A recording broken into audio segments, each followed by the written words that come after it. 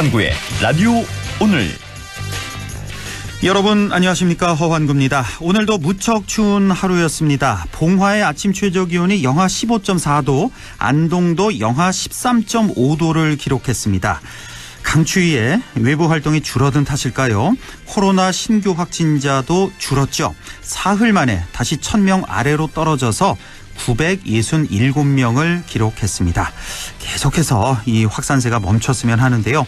현재로서는 영국발 변이 바이러스가 가장 큰 변수입니다. 영국에서 입국한 일가족 3명에 이어서 어제는 20대 여성과 80대 남성의 감염 사례 2건이 새로 나왔습니다. 오늘은 2020년 마지막 날이죠. 하지만 타종 행사도 취소되고 해맞이 명소 출입도 제한이 됩니다. 올해는 집안에서 조용히 머물며 제야를 보내야겠습니다. 2020년 마지막 날 라디오 오늘 광고 듣고 시작합니다.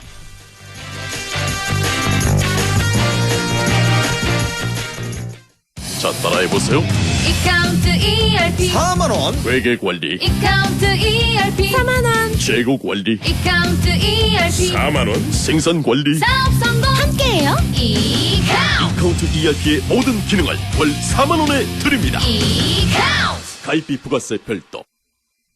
평범한 일상이 포레나를 만나면 출근은 더 빠르게, 휴식은 광교산 숲세권에서, 생활 인프라는 완벽하게 한화 포레나 수원장안에서 가장 앞선 일상으로.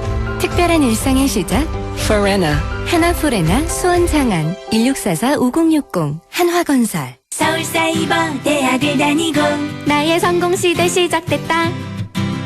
서울사이버 대학을 다니고 나를 찾는 회사 많아졌다. 지금 신입생 편입생을 모집 중입니다. 입학 지원에서 강의 수강까지 모바일 러닝으로 언제 어디서나 서울사이버대학교. 나에게 꼭 맞는 생유산균 락토핏. 아기에게 락토핏 아이들도 락토핏 우리 가족 락토핏 맞춤형 생유산균. 몸에 필 락토핏 종근당 건강기능식품입니다. 파주 센트럴밸리 산업용지 완판 신화를 이어갈 상업, 주거, 지원용지 투자의 기회.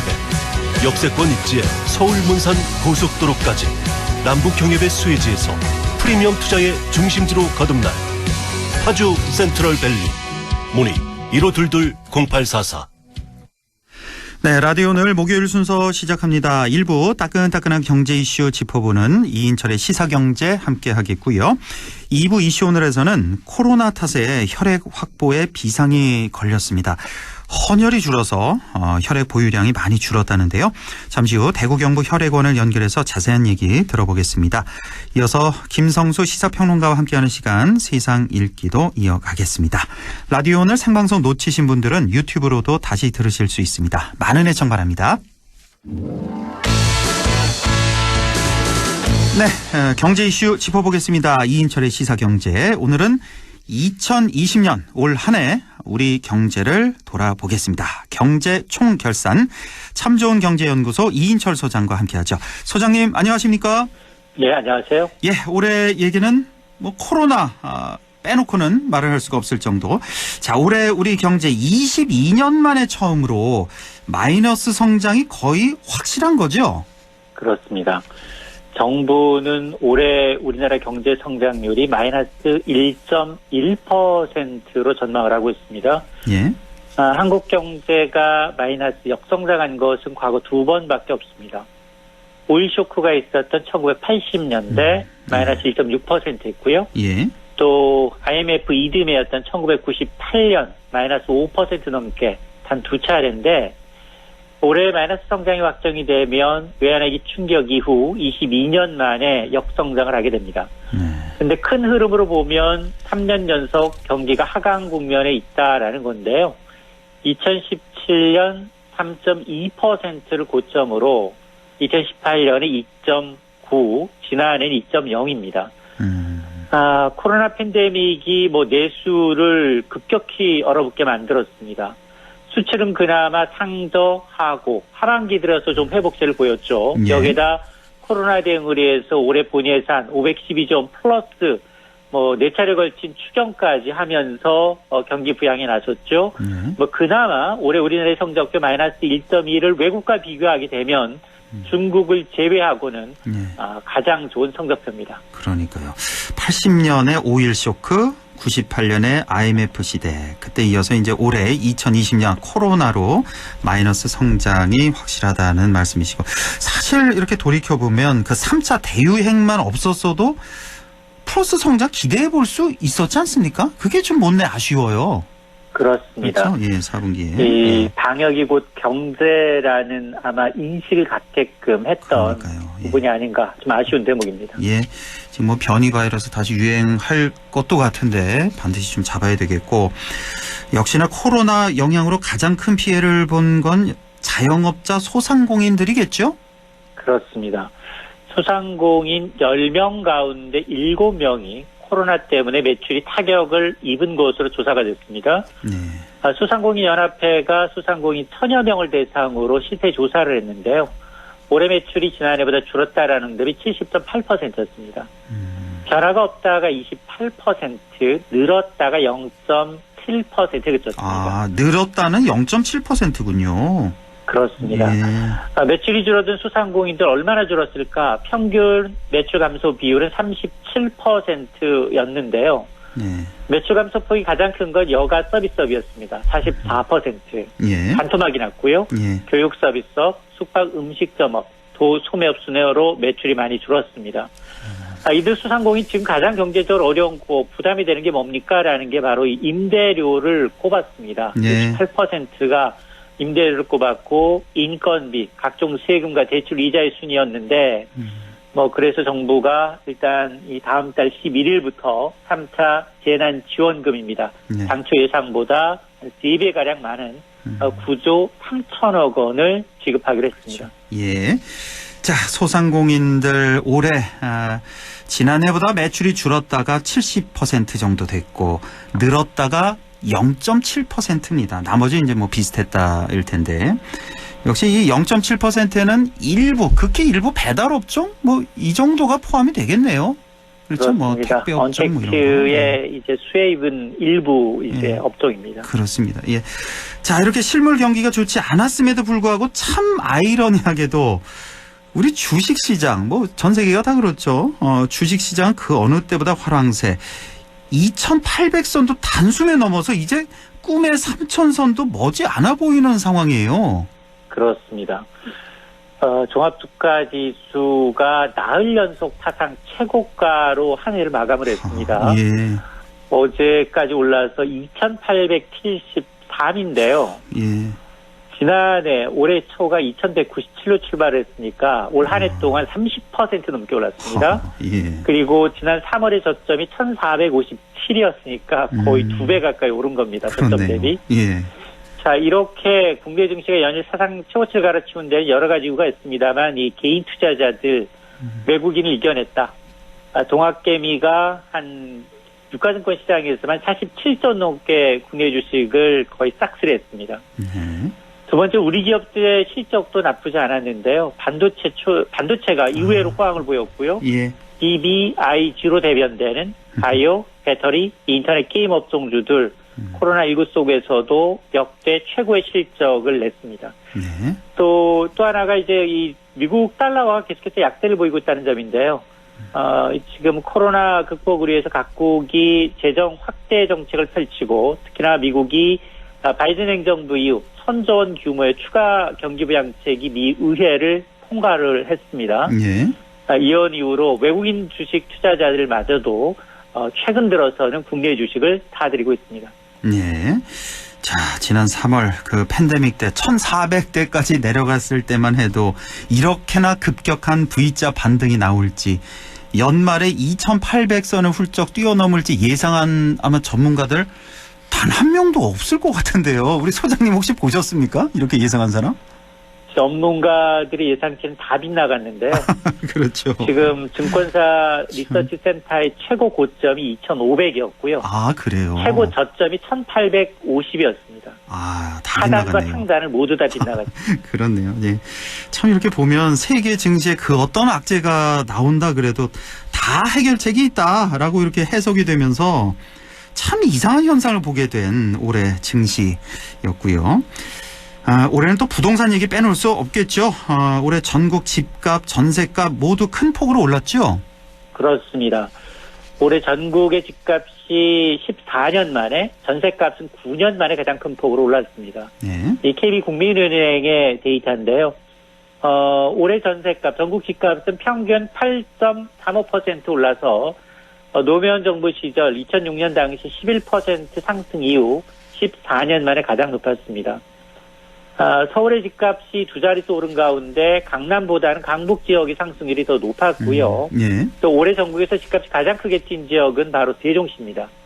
이 수도 이전 논의가 점화되면서 아파트값 기준 세종시는 올해 44%가 올랐습니다. 참 말도 안 전세값도 불안한데요. 예. 전세값도 올해는 평균 전국에 6.54% 올랐는데 네. 특히나 이제 새 임대차법이 도입이 가시화됐던 7월 이후 전세가 상승률은 수도권을 넘어 전국적으로 좀 확산되고 있는 상황입니다. 네, 지난 2006년 11.6% 상승 이후 14년 만에 가장 높은 상승률을 보였습니다. 집값이 8.35% 상승을 했고 세종시는 무려 44%나 뛰었다는 거. 그리고 올해는 사모펀드 사기 사건도 빼놓을 수가 없을 것 같습니다. 그 라임 펀드, 옵티머스 펀드 사태 기억이 나네요. 그렇습니다. 라임 사태 환매 중단으로 1조 5천억 원의 자금이 묶였고요. 옵티머스 역시 5천억 원 상당의 환매 중단 사태로 인해서 점점 이 펀드에 대한 불신을 조장을 하고 있는데요. 네. 이들 대부분은 굉장히 안정적인 투자처입니다라고 투자자를 유인한 이후에 이런 투자처를 보면 비상장 페이퍼 컴퍼니인 경우가 많았고요. 예. 또는 이제 단기적으로 수익률이 너무 낮으니까 다른 펀드에서 손실난 펀드의 자금을 메꾸는 돌려막기식의 수익률 조작한 것도 드러났습니다. 특히 이제 금융사기를 넘어서 이제 대표가 횡령과 정관계 로비 정황까지 드러나면서 시대의 금융 사기극으로 치닫고 있는데 예. 이 때문에 이제 검찰의 수사가 진행 중입니다만 오히려 사모펀드 때문에 공모펀드 시장마저도 위축되는 그런 한 해였습니다. 그렇군요. 예. 자, 하나만 더 볼까요? 비트코인. 암호화폐 대표 주자죠. 비트코인 하면. 근데 이 비트코인 값이 어느새 3천만 원을 돌파했다. 이런 뉴스가 나왔는데 이게 역대 사상 최고가죠? 그렇습니다. 올해 초만 하더라도 비트코인은 한 830만 원대, 그런데 오늘 3,200만 원까지 돌파를 했습니다. 3,200만 원이요? 또 올랐네요. 그렇습니다. 제가 얼마 전에 3천만 원 얘기를 들었던 것 같은데. 맞습니다. 2천만 원 돌파한 지 한 달 만에 3천만 원 돌파했고요. 예. 어제가 3,100, 오늘은 3,200입니다. 이렇게 한 4배 가까이 연초 대비 올랐는데요. 예. 여러 가지 이유가 있습니다. 세계 각국이 풀어놓은 이제 저금리 때문에 오히려 인플레 해치 수단으로 주목받고 있다라는 점. 그리고 두 번째가 이제 미국의 온라인 최대 결제 업체인 페이팔이라는 업체가 한 4억 4천만 명 이상의 회원을 보유하고 있는데 이 가상화폐를 거래 서비스를 시작을 하겠다라는 겁니다. 가맹점에서 사용이 가능하다라는 얘기고요. 또 하나가 이제 그동안 불법 화폐 취급을 하던 중앙은행들이 디지털 화폐 기술을 도입하는 것을 적극 검토하고 있다라는 것도 오히려 이런 암호화폐에 대한 인식을 바꾸고 있는데요. 네. 그럼에도 불구하고 여전히 법을 우려하는 네덜란드의 튤립법을 우려하는 목소리도 만만치가 않습니다. 블록체인이라는 기술은 인정을 하지만 이게 위변조가 불가능한 거래 당사자의 기록을 서로 분산 저장하는 방식은 굉장히 유용하지만 그러나 투자자 보호 장치가 없습니다. 오늘 그렇죠. 3,200만 원이 내일 1,000만 원 제로 곤두박질 쳐도 시장 과열을 진정시킬 만한 제도가 없을 뿐만이 아니라 이게 만에 하나 디지털 화폐가 정부 차원에서 본격 발행된다면 민간이 발행하고 있는 이 불특정 다수가 만든 가상화폐를 가만히 놔두겠느냐. 이런 부분에 따라서 아주 좀 위험자산이라는 평가가 일부 나올 수밖에 없고요. 또 하나는 이게 지금 2년 전부터 미국은 주식 시장처럼 이 비트코인 선물이 상장돼 있습니다. 이 얘기는 기관들은 비트코인이 가격 상승할 때 수익을 내는 것뿐만이 아니라 하락할 때도 매도에서도 수익을 낼 수 있는 거기 때문에 예. 굉장히 좀 위험스럽다라는 겁니다. 그렇군요. 사실 이 암호화폐 투자를 한 번도 안 해봐서 잘은 모릅니다만 이거는 뭐 상한가니 하한가니 이런 것 자체도 없잖아요. 그냥. 그렇죠. 그렇습니다. 3천만 원이 거래소가 털리면 그냥 털리는 겁니다. 그러니까요. 예, 이것도 24시간 운영된다면서요. 그렇습니다. 아, 참. 이 주식 시장도 사실은 엄청나 이게 위험한 투자인데 이렇게 암호화폐 시장까지 광풍이 부는 것 같아서 조금 사실은 상당히 좀 조심스러운 그런 생각이 좀 듭니다. 예. 자, 이렇게 해서 올 한 해 경제 뉴스 총 결산을 해봤습니다. 소장님 올 한 해도 수고 많으셨습니다. 고맙습니다. 네, 고맙습니다. 네. 자, 이인철의 시사경제였고요. 라디오 오늘 1부 여기서 마치고 2부에서 뵙겠습니다.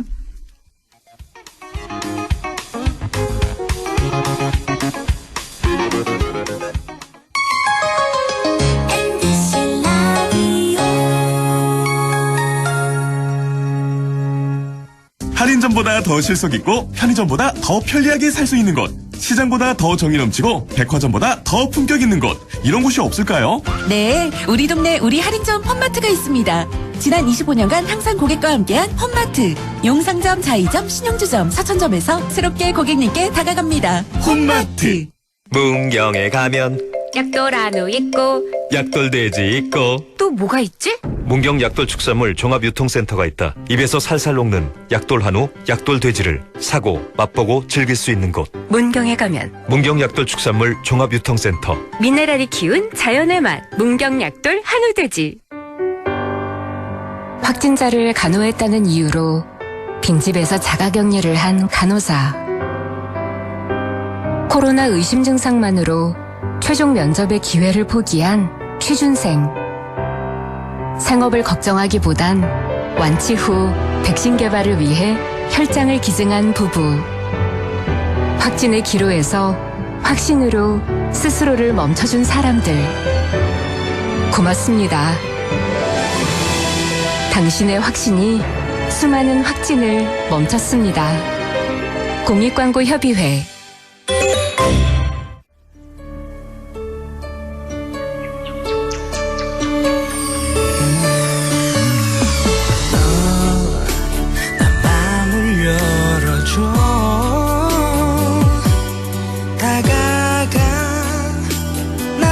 속삭이도록 언제나 내 생각으로 행복해야 해요.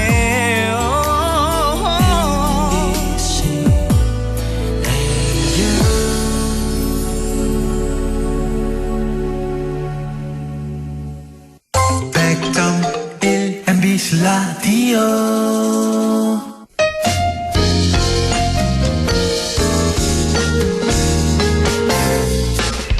지금 여러분께서는 안동 MBC 시사정보 프로그램 허환구의 라디오 오늘을 듣고 계십니다. 저는 사생결담 강재입니다.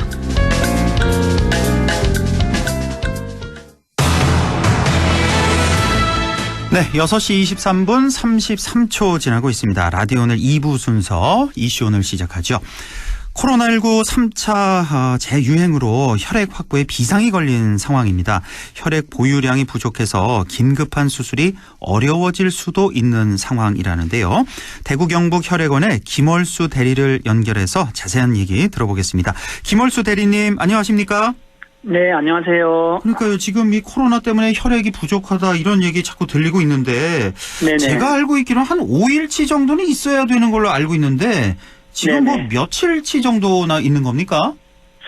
네, 오늘 6시 현재 우리 혈액원의 혈액 보유량은 3.91분입니다. 3.91분? 네네. 예. 정부 권장 보유량이 5일분인데 훨씬 못 미치고 있고요. 예. 지난주는 일평균 보유량이 2.51분으로 더 어려운 상황이었습니다. 그리고 올해 헌혈 인구를 보면은 19만 3,993명으로 지난해 23만여 명보다 한 3만 6천여 명이 줄였습니다. 한 15.9%. 예. 이 중에서 헌혈버스를 이용하는 단체 헌혈 인구가 29,600여 명이 감소를 했습니다. 아무래도 헌혈버스 여기가 많이 줄었군요. 네네네, 그러니까 그렇습니다. 지난해는 약 23만 명 정도 헌혈을 했는데 올해는 한 19만 명 정도로 네네, 그렇습니다. 많이 줄었습니다. 네. 지금 뭐 이미 긴급히 수술이 필요한 분들은 혈액을 구하기 위해서 직접 이제 지인들에게 도움을 요청하기도 한다면서요. 혈액이 부족하니까. 예, 그렇습니다. 헌혈을 한 사람이 헌혈하기 전에 수혈자를 미리 지정해놓고 하는 헌혈을 저희들은 지정헌혈이라고 하는데요. 예. 코로나19로 이제 혈액이 부족해가지고 수혈을 제때 못 받으니까는 이 환자분들이 주변 지인들한테 부탁을 해서 헌혈을 도움을 많이 했는 지정헌혈이 올해 좀 많이 늘었습니다. 예. 그 1차 대유행이 있던 2월 달에는 헌혈자가 많이 급감하면서 518건으로 또 늘었다가 또 이후 5월 달에는 또 600건까지 증가가 되고 또 안정 시기였던 8월에서 10월까지는 뭐 260건에서 310건으로 좀 감소를 했다가 다시 또 유행이 됐던 11월 달에 410건 3차 대유행이 지금 본격화되고 있는 12월 달에는 981건으로 대폭 증가가 되어 있어가지고 아마 환자분이나 이 가족분들이 참 많이 어려움이 있는 것 같습니다. 이 헌혈이 그러니까 지정 헌혈이라는 게 있군요. 그러니까 헌혈하러 가서 나는 누구에게 주겠다. 나 아는 누구에게 주겠다. 그러니까 이 지정 헌혈이 늘어났다는 건 그만큼 혈액이 지금 미리 보유한 혈액이 부족하다는 반증이군요. 그러니까. 예, 그렇습니다. 그러니까 자기한테 맞는 혈액을 찾지 못한 분들이 지인에게 부탁해서 이렇게 헌혈을 해서 그걸 이제 수혈을 하게 되니까. 저희가 5일분 이상 정상적으로 권장 보유량을 보유를 하면은 이런 사태가 발생하지 않는데 이제 저희가 이제 혈액 수급이 좀 위기 상황이다 보니까 이런 사태가 좀 발생하는 것 같습니다. 그렇군요. 왜 이렇게 혈액 보유량이 줄어들게 된 걸까? 아무래도 뭐 감염 우려 때문이겠죠? 예, 그렇습니다. 코로나 바이러스 확산을 막기 위해서 정부 차원의 사회적 거리두기로 인해 가지고 올 한 해 학교 오늘이 줄줄이 취소가 많이 되었습니다. 또 그리고 수도권의 군부대에서 코로나 확진자가 발생을 하면은 또 지역에 있는 군부대는 또 당연히 또 헌혈 계획 취소가 되고 또 그러다 보면은 일반 단체에서도 헌혈이 또 많이 취소가 되고 그런 상황이었습니다. 지난 그 3차 유행에 이제 출발됐던 11월 중순 이후에 대구 경북지에서 코로나 감염 우려로 인해 가지고 32개 단체 헌혈 예정 인원은 한 2,400여 명이었는데요. 32개 단체에서 헌혈을 취소를 해서 지금 이렇게 헌혈 부족 사태로 이어지고 있는 것 같습니다. 그래서 혈액 수급 위기 단계가 경계하고 주의 단계를 계속 넘나들고 있는 것 같습니다. 그렇군요. 우리 지역에서도 많이 헌혈을 취소하고, 그러니까 보통 이제 학교 헌혈 학생들이 하고 또 군부대 그 장병들이 하고 일반 단체에서도 많이 했는데 여기 다 이제 단체 헌혈이 많이 줄었다는 거. 예, 그렇습니다. 네네.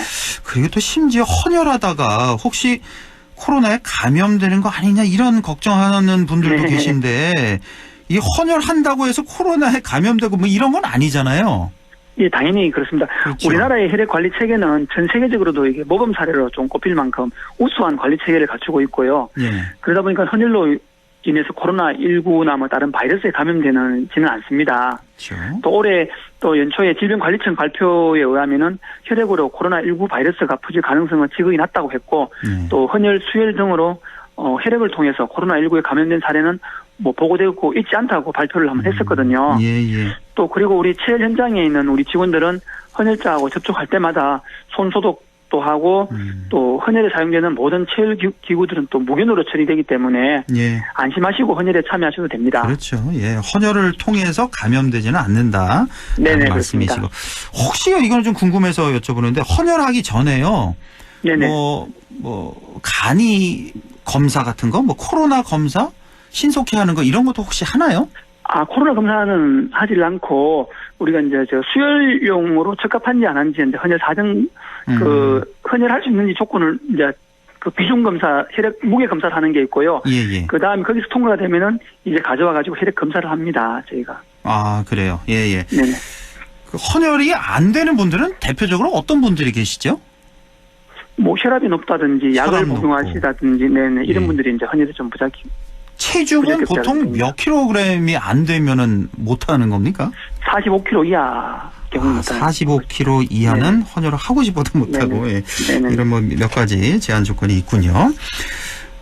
그리고 또 하나 그 일반인들의 이런 뭐 오해와는 달리 헌혈하게 되면 오히려 건강에 도움이 될 수도 있다. 뭐 여러 가지 검사도 함께 받을 수 있는 거잖아요. 네, 그렇습니다.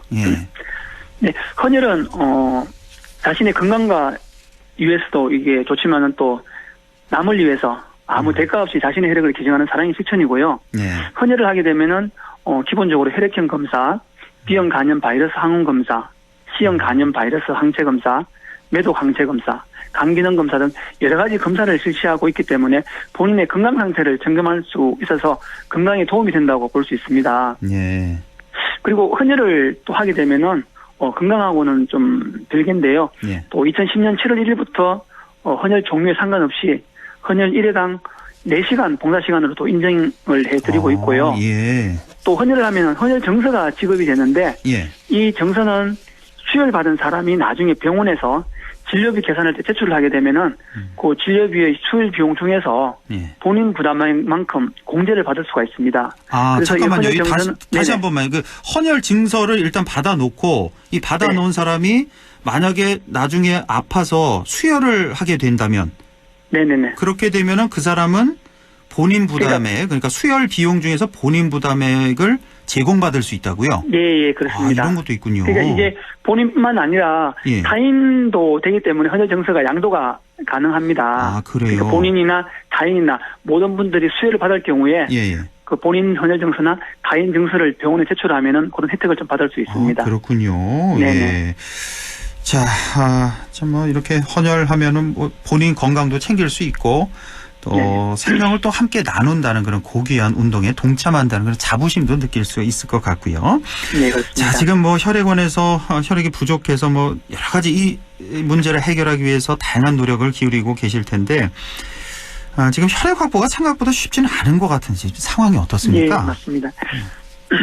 앞에서 말씀드렸듯이 코로나19 사태로 많은 단체들이 헌혈을 취소해서 혈액 수급이 어려움을 많이 겪고 있고요. 그래서 우리 혈액원에서는 이 어려운 상황을 극복하기 위해서 아파트 입주민을 대상으로 하는 찾아가는 헌혈 캠페인을 지난 5월부터 전개를 해봤습니다. 예. 그 결과 대구 경북 지역에 110여 곳에서 아파트에서 2,400여 명이 입주민들이 헌혈에 참여를 해서 좀 혈액 부족 사태에 좀 많이 도움이 되기도 했습니다. 아, 그렇군요. 아파트 헌혈 캠페인까지. 네네. 아파트를 직접 이렇게 찾아가시는군요. 네네. 요즘은 혈액 부족 사태를 전해드는 각종 기관 또 뭐 기업에서도 이런 캠페인을 벌이고 실제로 또 헌혈에 많이들 동참하고 계신다고 하는데 좀 어떻습니까? 지금 뭐 얼마 전에 경북도청에서도 단체 헌혈을 했었잖아요. 네, 맞습니다. 예, 학교 군부대 헌혈이 취소됐을 때 어려운 시기에 경북도청에서 올해 3번을 거쳐가지고 헌혈에 좀 참여를 해주셨고요. 3번이나 했습니까? 예. 도청에서. 그리고 또 도지사님께서도 또 직접 또 헌혈에 참여를 해주면서 또 직원들을 또 헌혈 참여 동료들 또 해주셨고, 예. 또 경북지방경찰청, 경북교육청 등 많은 기관들이 헌혈을 참여를 해줬고요. 또 일반 기업들은 또 헌혈 약정식을 체결해가지고 헌혈도 하고 또 앞으로 지속적으로 헌혈에 동참을 약속하기도 하고 또 많은 도움을 주고 있습니다. 예, 그리고 헌혈을 하고 싶은데 어떻게 해야 될지 몰라서 못 하시는 분들도 계실 것 같은데 각 지역마다 그 헌혈의 집이라고 있잖아요. 예, 맞습니다. 그렇죠. 그 안동을 예를 들어서 안동 헌혈의 집, 그럼 직접 아무 때나 방문하면 되는 거고요. 일과 시간 안동 중에. 헌혈의 집을 방문하면 헌혈이 참여가 가능하고요. 예. 또 가기 전에 이제 헌혈 어플이 있습니다. 레드 커넥트라는. 레드 커넥트. 예.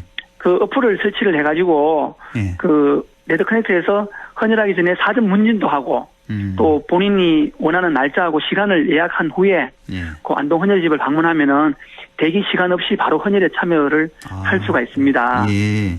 그리고 2004년 7월부터 시행하고 있는 헌혈 실명제로 본인을 확인할 수 있는 신분증을 꼭 지참해야만 헌혈에 참여를 할 수 있습니다. 간혹 헌혈을 하러 왔는데 신분증을 안 가지고 와가지고 또 못하고 돌아가는 경우도 간혹 있거든요. 이러면 정말 속상하네요. 네네, 그렇습니다. 마음 먹고 헌혈하러 갔는데 신분증 이거 안 갖고 다니시는 분들도 많이 계시단 말이에요. 신분증을. 예, 그렇습니다. 그래서 저희가 뭐 사전 안내를 할 때 많이 좀 홍보를 하고 있습니다. 그렇네요. 예, 헌혈하러 가실 땐 신분증 반드시 있어야 된다는 거. 예, 그렇습니다. 학생들은 뭐 학생증 갖고 가면 되겠네요. 예, 맞습니다. 학생증은 또 신분 확인이 됩니다. 예. 자, 혈액 부족 사태가 길어질수록 낭패 보는 분들 많아질 것 같은데 하루빨리 이 부족 사태 해결이 돼야겠습니다. 자, 끝으로 당부의 말씀 전해 주시죠. 네. 수혈이 필요한 환자의 생명을 구하는 유일한 수단은 지금까지 헌혈을 통해서만 이루어집니다. 헌혈은 수혈자들을 위해서 자신의 생명을 나누는 고귀한 행동이고요. 또 저출산 고령화로 인해서 헌혈자 수는 지속적으로 감소를 하는데 또 수혈이 필요한 환자는 계속적으로 증가할 것으로 예상이 됩니다. 예. 체력의 안정적인 공급을 위해서 우리 도민 여러분들의 헌혈 참여가 절실히 필요한 시기고요. 또 우리 혈액원 헌혈 현장에 있는 모든 직원들은 마스크 착용이라든지 체온 검사 등 안전 관리를 철저히 하고 있습니다. 그렇기 때문에 감염 위험성도 최소화하고 있고요. 예. 안심하시고 안동 헌혈집을 방문해서 헌혈에 참여를 부탁을 드립니다. 예. 그리고 모든 분들이 새해 복 많이 받으시기 바랍니다. 예, 알겠습니다. 우리 대리님도 새해 복 많이 받으시고요. 오늘 말씀 잘 들었습니다. 네, 감사합니다. 예, 지금까지 대구 경북 혈액원 김월수 대리였습니다. 안동 MBC 시사 프로그램 허환고의 라디오 오늘에선 청취자 여러분의 참여를 기다리고 있습니다. 우리 지역의 사건 사고 소식이나 다루고 싶은 이슈를 안동 MBC 홈페이지 라디오 오늘 게시판에 올려주시기 바랍니다. 전화는 843-7100, 문자는 샵 0913으로 보내주시면 되고요. 문자는 단문 50원, 장문 100원의 정보 이용료가 있습니다. 참, 유튜브에서도 라디오 오늘 함께 하실 수 있습니다. 안동문화방송 허환구의 라디오 오늘.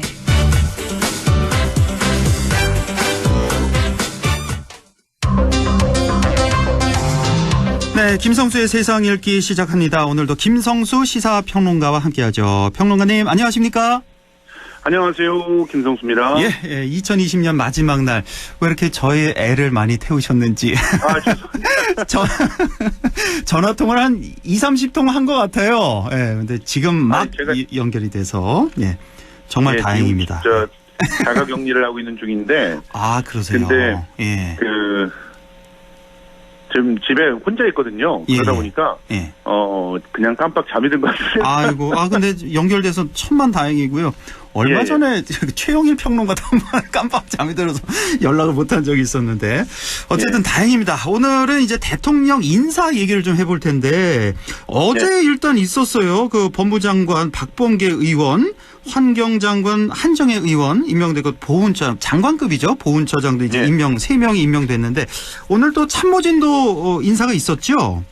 예, 그렇습니다. 예. 자, 일단 좀 정리를 해보면 사실 어제 굉장히 굉장히 바쁜 시간들을 보냈다고 평가할 수 있을 것 같아요. 예. 먼저 오전 11시경인데 이제 공수처장 후보를 낙점을 하셨잖아요. 그래서 김진욱 헌법재판소 연구원을 이제 선임을 했습니다.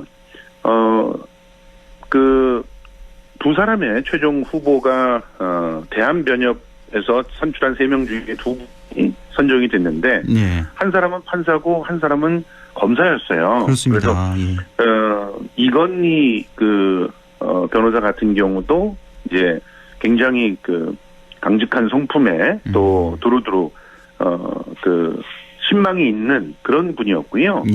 그래서 강력한 그런 또 공수처장의 후보로 물망에 올라 있었고 오히려 수사라고 하는 측면에서는 상당히 의미가 있는 분이었는데도 불구하고 김진욱 재판관을 김진욱 연구관을 선택을 한 거죠. 자, 이것은 이제 기본적으로 검사들에 의한 그런 나라를 만들지 않겠다라고 하는 강력한 의지라고 봐야 되는데 그러면서 바로 법무부 장관의 또 판사 출신의 또 민주당의 다선 의원인 박범계 의원을 선택을 한 겁니다. 그렇습니다. 이렇게 됐다면은 일정한 인사를 통해서 메시지를 갖다가 남겼다 이렇게 볼 수 있죠. 사실은 법무부 장관을 이전 정권까지는 대부분 검사 출신에서 또 검찰총장과 낙역한 어떤 네트워크를 갖고 있는 그런 사람들을 통해서 수직 계열화시키는 그런 형태의 인사였는데 지금 법무부 장관 3명을 지금 보고 있었잖아요. 조국 박상기 법무부 장관도 어쨌든 3명을 잡았는데 전부 다 비검사 검찰이 아니었어요. 그렇습니다. 그런데 이번에 4번째로 선택한 박범계 장관마저도 역시 검찰 출신이 아니다. 이거는 다시금 검찰 개혁에 고삐를 주겠다라고 볼 수밖에 없는 그런 선택이라고 봐야 되겠죠. 예, 알겠습니다. 이렇게 인선이라든가 또 보훈처장의 인선 예, 인선도 굉장히 중요하지만 예. 박범계 장관의 인선을 그렇게 중요하게들 여겼던 것은 바로 이런 메시지 때문이 아니었나 이렇게 생각이 듭니다. 그렇습니다. 그리고 예. 박범계 장관에 대한 어떤 박범계 장관과 환경부 장관과 그리고 한정혜 의원이 됐죠. 그리고 보훈처장에 이제 황기철 전 해군 참모총장이 됐는데 예. 이렇게 인사를 발표하고 나서 바로 1시간 뒤에 또 다시 이제 정말 핵심 비서진입니다. 비서실장 그리고 정책실장 거기다 민정수석 이렇게 3명이 사실은 청와대 3인방의 권력이라고 봐야 되는데 그 세 사람을 한꺼번에 지금 사의를 표했다는 것을 발표를 해서 더욱더 사실은 술렁거리게 했는데요. 그런 사의 표명까지도 한꺼번에 진행을 했다는 것은 이번에 어떻게 보면은 추미애 장관과 윤석열 총장의 강력한 그런 갈등으로만 모든 것이 빨려 들어가고 있는 상황을 바꿔내야 된다라는 의지가 작동했다 이렇게 볼 수 있을 것 같습니다. 그러네요. 어제 오늘 이틀 사이에 정말 많은 자리 교체를 한 건데 그 중에서도 사실 많은 분들 관심을 뒀던 게 법무장관 누구일 것이냐 여기에 이제 관심이 집중됐는데 삼선의 박범계 의원을 지명을 했단 말이에요. 근데 사실 몇 달 전이었나요? 그 국정감사 자리였었죠. 박범계 의원하고 윤 총장하고 막 설전을 벌이는 그런 장면이 지금 다 이렇게 기억이 나는데 사실 두 명은 법무연수원 동기이기도 하고요. 그렇죠. 아주 가까운 사이였잖아요. 그렇다가 최근에 완전히 또 등을 돌린 사이가 됐는데 이거 어떻게 해석을 해볼 수가 있을까요? 박범계 의원을 지명했다는 것. 예, 그래서 지금 전통적인 민주당 지지자들과 그리고 또 야권의 분석이 완전히 엇갈리고 있습니다. 아, 그래요? 네, 전통적인 민주당 지지자들 같은 경우는 이제 박범계 의원이 지금 검찰개혁의 마무리를 제대로 할 수 있는 사람인가. 사실, 부분이 의구심을 표명하고 있는 사람들도 있거든요. 바로 말씀하신 대로, 사법 연수원 동기라고 하는 것이 어떨 때는 아무런 그런 의미가 아닌 경우들이 있긴 하지만 대개의 경우는 연수원 동기라고 하는 네트워크는 법조 네트워크 중에서 가장 강력한 그런 네트워크 중에 하나라고 볼 수 있거든요. 그러면 둘 중에 하나일 거죠. 그러니까 하나는 윤석열 총장하고 친화적인 어떤 관계를 가질 수 있는 사람을 보냄으로써 화해의 제스처를 갖다 보내는 것이냐. 근데 지금 현재 민주당 지지자들 중에서 강성 지지자들 같은 경우는 그런 측면에서 또 박범계 장관의 탄생을 그렇게 탐탁치 않게 보는 분들도 있습니다. 그 진보 진영에서는 오히려 반대를 하는 분들도 많이 계시군요. 개인적으로 친분이 있으니까. 반대하기보다는 일부 그런 분들도 있습니다만. 근데 대개는 지금 박범계 장관의 선택을 강력한 후반기 개혁의 마무리를 맡길 수 있는 사람으로 가장 적합한 인사였다라고 평가들이 있는 것 같아요. 왜냐하면은 사실 박범계 장관은요, 추미애 장관이 결정되기 전에도 강력하게 법무부 장관 후보로서 물망에 올랐던 분이었습니다. 맞아요, 기억이 납니다. 실제로 추미애 장관이 되기 전에 조국 전 장관이 어떻게 보면은 너무나 짧은 시간에 물론 일은 많이 하셨지만 밀려나다시피 그렇게 사의를 표하고 나서 2달 가까이를 법무부 장관을 고르지 못했었잖아요. 그렇습니다. 그 사이에 사실은 박범계 장관이 해야 하는 거 아니냐 이런 얘기들이 두루두루 안팎으로 나왔었던 상황인데 그때 당시는 이제 총선 출마 쪽으로 가닥을 잡았거든요. 그런데 지금 그러면 법무부 장관에 대한 어떤 의지를 보였기 때문에 장관에 올라가게 됐던 건데 그것은 결과적으로 자신이 그때 못했던 그런 선택들을 함으로써 대통령의 마지막 임기를 조금 더 확실하게 지켜줘야 되겠다라는 의지가 좀 작용한 거 아니냐 이렇게 분석을 하고 있고요. 그런 측면에서 지금 아주 의미 있는 인사가 또 있었잖아요. 이제 지금 민정수석이 4개월 만에 바뀌었단 말이에요. 4개월밖에 안 됐습니까? 그렇습니다. 4개월밖에 안 되는데 민정수석이 인사를 총괄하게 되는 인사에 관련되어 있는 검증을 하게 되는 그런 자리잖아요. 예. 그런데 그런 자리에 있는 사람과 박범계 장관을 거의 같은 시기에 교체를 한다. 그것은 결과적으로 이 법무부 장관의 어떤 사람을 앉혀서 마지막 1년을 이끌어 나갈 것인가 하는 구상이 담겨 있다. 이렇게 분석할 수가 있는 것이 전문가들의 그 공통된 얘기인 것 같습니다. 그래서 그 민정수석의 교체는 결국 앞으로 검찰총장을 비롯해서 검찰 전반의 마무리 개혁에 매진하겠다라고 하는 그런 의지를 보여주고 있는 거 아니냐, 이런 분석들이 지금 나오고 있습니다.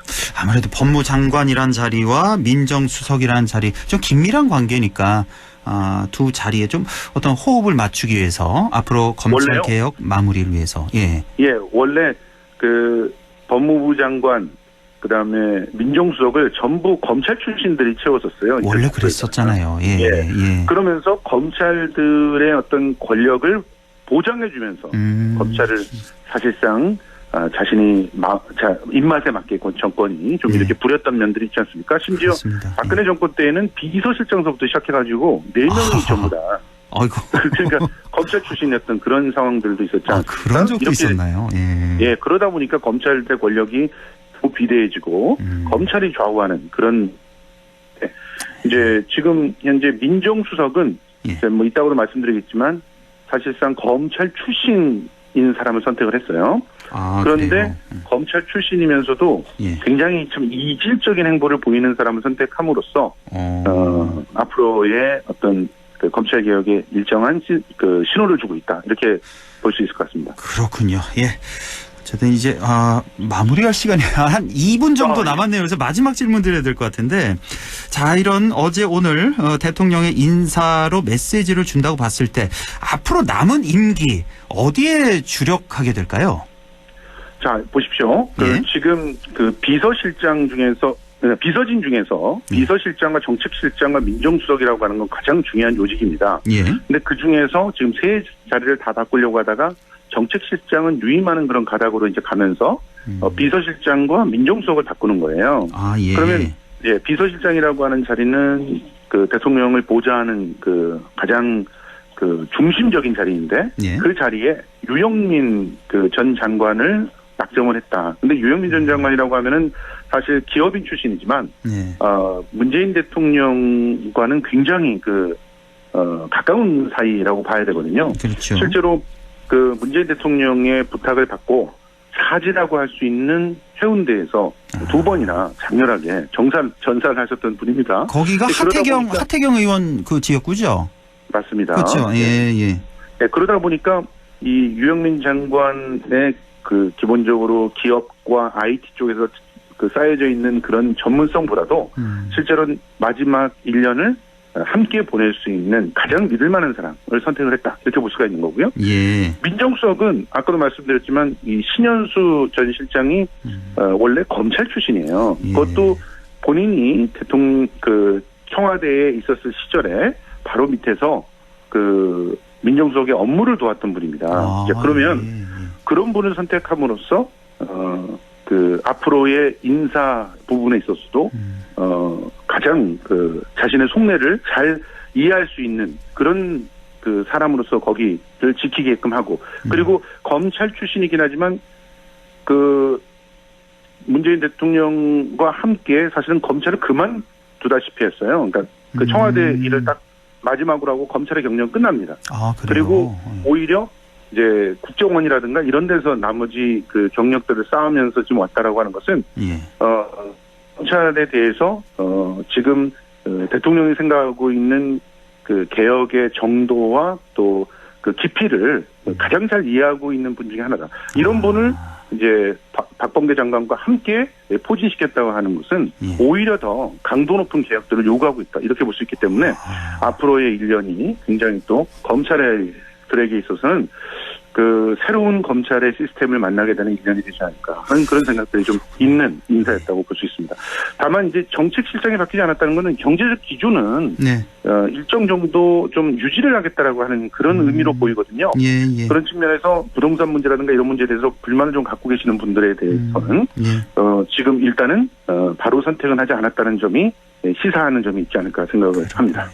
전체적으로 봐서 경제는 지금 그대로 좀 유지하는 분위기. 하지만 검찰 개혁은 좀 더 강도 높게 하려는 이런 속내를 읽을 수 있다는 말까지 듣겠습니다. 자, 김성수 시사평론가와 함께했습니다. 새해 복 많이 받으십시오. 새해 복 많이 받으세요. 우리 지역 날씨 알아보죠. 김도연 캐스터 전해주세요. 네, 올해 마지막 날인데 세미 한파가 절정에 달했습니다. 또다시 올 최저 기온을 경신했는데요. 연말연시에 들이닥친 강력 한파는 북극발 냉기가 원인입니다. 북극 상공을 맴돌던 제트기류가 러시아 우랄 산맥 부근의 고기압에 밀려 출렁이면서 한반도까지 강한 냉기가 쏟아지는 겁니다. 동상 입지 않도록 따뜻하게 입으시기 바랍니다. 2021년 신축년 새해 첫 해는 안동, 의성, 예천, 청송, 영향이 7시 37분이고요. 상주가 7시 39분, 문경, 영주, 봉화는 7시 20분으로 우리 지역 가운데 가장 먼저 떠오를 예정입니다. 아쉬움이 많이 나는 한 해지만 그래도 마지막 날은 행복한 기억으로 마무리하시기 바랍니다. 그리고 한파주의보 내려진 곳 영양, 봉화, 문경, 청송, 의성, 영주, 안동, 예천 3시 30분에 발표됐고요. 9시 이후에 발효되겠습니다. 내일 기온은 아침이 영하 10도, 한낮 2도 예상됩니다. 상주 현재 기온은 영하 4도, 체감온도는 영하 8도, 습도는 64%입니다. 날씨였습니다.